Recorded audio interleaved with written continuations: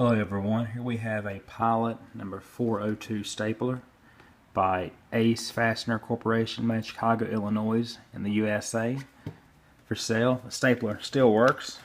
I'm going to demonstrate right now. Paper under it, your little white. I hit it pretty hard because this is an old machine, but as you can tell, it works just fine. The chrome has definitely rusted in certain areas from lack of use, setting up over the years.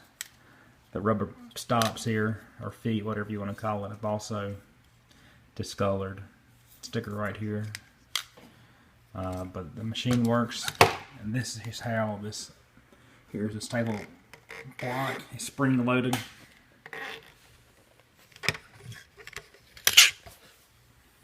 Spring loaded, and you just put this piece here back here and it holds staple in place. That's how that works. Please see the photos for the pictures up close, as it has some rust in certain spots.